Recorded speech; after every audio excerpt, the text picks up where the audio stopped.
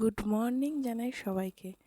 আজকের ব্লগটা এখান থেকেই স্টার্ট করলাম। তো সকাল বাজে 6:10। তো দেখো, মোটামুটি ঘরটার পরিষ্কার করে নিজেরাও উঠে পড়েছি খুব তাড়াতাড়ি। আজকের দিনটা ছিল আমার কাছে বিশেষ করে খুব স্পেশাল। আর সেই দিনটাকে আরও স্পেশাল করে তুলেছে আমার বর। আমার ছোট ছোট স্বপ্ন, ইচ্ছা সব কিছু পূরণের দায়িত্ব ছিল তার হাতে, আর সে সব কিছুই পূরণ করেছে। আমার ইচ্ছা, স্বপ্ন যা বলবে একটা মেয়ের কাছে, তার এই যে ছোট ছোট স্বপ্নগুলো পূরণ করা, এর থেকে বড় কিছু হয়তো চাওয়ার থাকে না। আর সেটা আমার স্বামীকে শুধু মুখে শুধু বলা, সে যতটা নিজের সাধ্য মতো চেষ্টা করে গেছে যে আমার ইচ্ছাগুলোকে সবসময় পূরণ করা। আর আজকে ছিল আমার 9 মাসের বেবি শাওয়ার। সকাল থেকেই দেখলে মোটামুটি কাজ সেরে আমি বসে পড়েছিলাম প্রসাদ খেতে।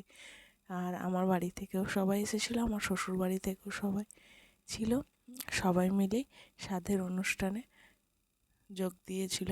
আর এই যে মুহূর্তটা, এটা একটা মেয়ের কাছে সত্যি খুব স্পেশাল। একটা মেয়ে থেকে মা হয়ে ওঠার গল্পটা, এই যে জার্নিটা, এটা হয়তো খুব একটা সহজ নয়, কিন্তু তোমাদের আশীর্বাদে এবং সকলের আশীর্বাদ আজকে সেই দিনটাতে আমি এসে দাঁড়িয়েছি।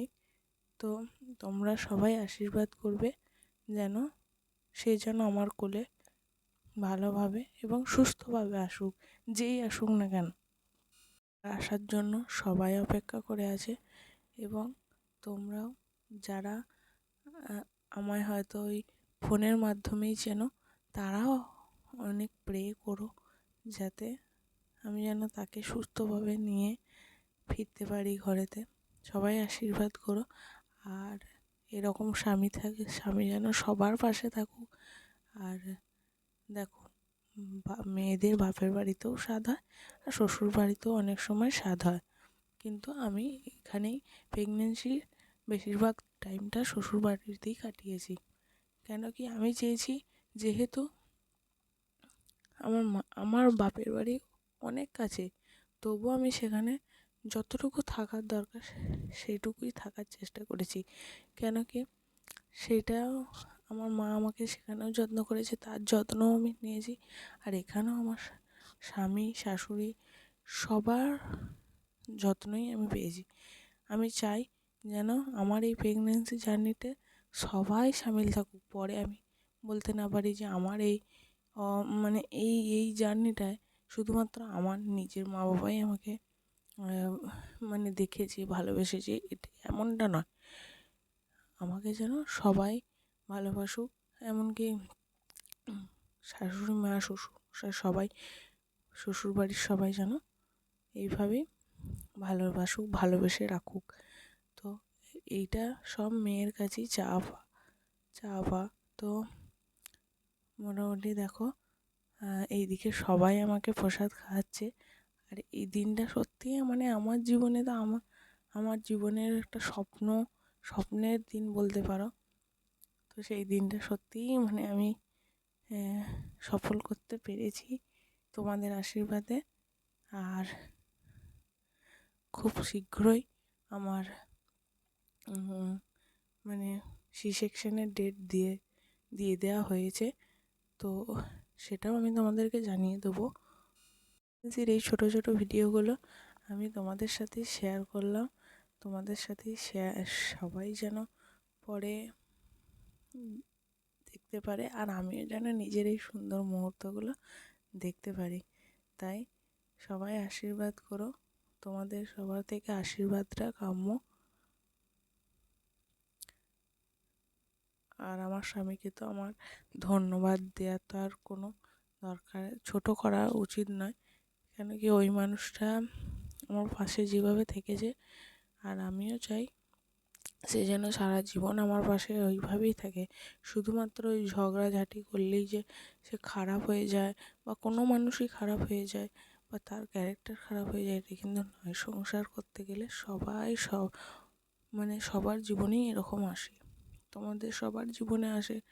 হ্যাঁ, তো ভালোবেসে সংসারটাকে করবে, ভালোবেসে সংসারে এগিয়ে সংসারটাকে নিজের করে নিয়ে এগিয়ে যেতে হয়, তবেই দেখবে তুমি সব থেকে বেশি সুখী আছো। সংসারটা তোমার নিজের, তাই বারবার অন্যকে দোষ দেওয়ার আগে নিজের নিজের সব কিছু দেখা দরকার। যে সংসারটা তো শুধুমাত্র আমার শাশুড়ি মায়ের একার নয়, সে শুধুমাত্র সংসারটাতে আগলে বসে নেই, তোমারও সংসার। সে তোমাকে সংসারের দায়িত্ব দিয়েছে, সংসারে তুমি থাকবে, তুমিও যেমন সংসারটাকে আগলে রাখবে, তেমন শাশুড়ি মাও সংসারটাকে আগলে রাখবে। তাই নিজের দায়িত্ব পালন করা অবশ্যই দরকার। হ্যাঁ, আমি প্রেগনেন্ট বলে আমাকে শুধু বসেই থাকতে হবে, কোনো কাজ করা যাবে না, এটা কোনো মানে নেই।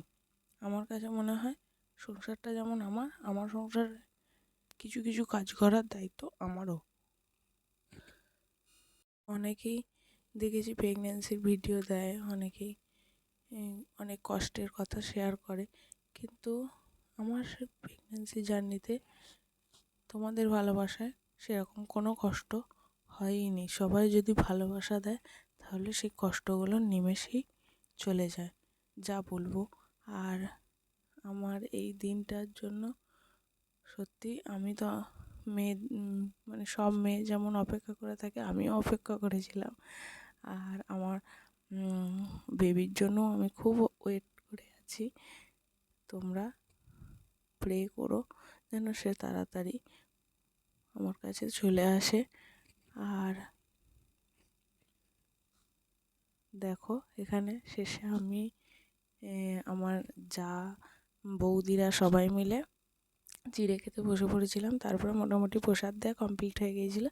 তারপরে একটু নিজে রেডি হয়ে নিচ্ছিলাম, কেন কি এতক্ষণ তো মোটামুটি ওই কাপড়টা আমার শাশুড়ি মা দিয়েছিলেন, তো ওইটা পরেই খেতে হয়, সেই জন্য আমি এইভাবেই নর্মালি একটু প্রসাদ খেয়ে নিচ্ছিলাম। আর এইদিকে দেখো ফটোশ্যুট করব বলে একটু, সেটার জন্য আমি এইভাবেই সেজে নিয়েছিলাম। তারপর ফটোশ্যুট কমপ্লিট হয়ে গিয়েছিলো। তারপর আমার জন্য দেখো সবাই খাবার সাজিয়ে দিচ্ছিল। এই যে আমার জন্য এত কিছু আয়োজন, আমার যে কী ভালো লাগছিলো, কী ভালো লাগছিলো কী বলবো। সবসময় সবাই ভাবে বাপের বাড়িতেই এত সুন্দর আয়োজন করে একটা মেয়েকে যত্ন করা হয়, কিন্তু না, সেটা নয়। তুমি যদি মানে স্বামী যদি তোমার ভালো হয় বা স্বামীর ভালোবাসা যদি তুমি পেয়ে থাকো, তাহলে তুমি শ্বশুর বাড়িতেও যত্ন পাবে, খুব মানে ভালোভাবেই যত্ন পাবে। তো যত্নটা নিজের ভাগ্যের কাছে, আর ভাগ্যবতী হওয়াটাও সত্যি ভাগ্যের কাছে।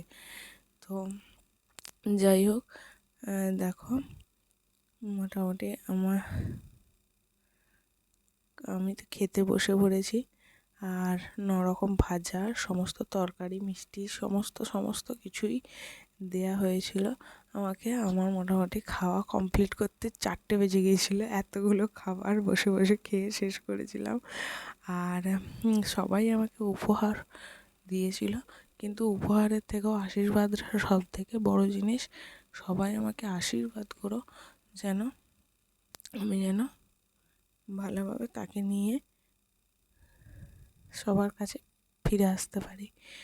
আর এই সব কিছুই মানে সবাই এসেছিলো, আমার মা, জেঠিমা, সবাই মিলে আমাকে এই উপহারগুলো দিয়েছে। আর খুব ভালো হয়েছে। তোমরা না দিলেও আমার কোনো অসুবিধা ছিল না, কিন্তু তবুও তোমরা হাতে করে দিয়েছো, খুব সুন্দর হয়েছে, খুব ভালো হয়েছে।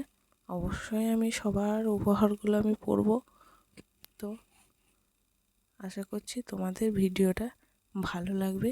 ভালো লাগলে লাইক, শেয়ার, কমেন্ট করতে একদম ভুলবে না। আর এই ভিডিওটা 2 দিন পরেই আপলোড করলাম, যেহেতু এডিট করার সময় হয়নি, তো কিছু মনে করবে না। আর খুব তাড়াতাড়ি আমার ডেলিভারি ডেট তো দিয়েই দিয়েছে, তার জন্য অপেক্ষায় আমিও আছি। তোমাদের সাথেও সব ভিডিও শেয়ার করব। থ্যাংক ইউ সবাইকে।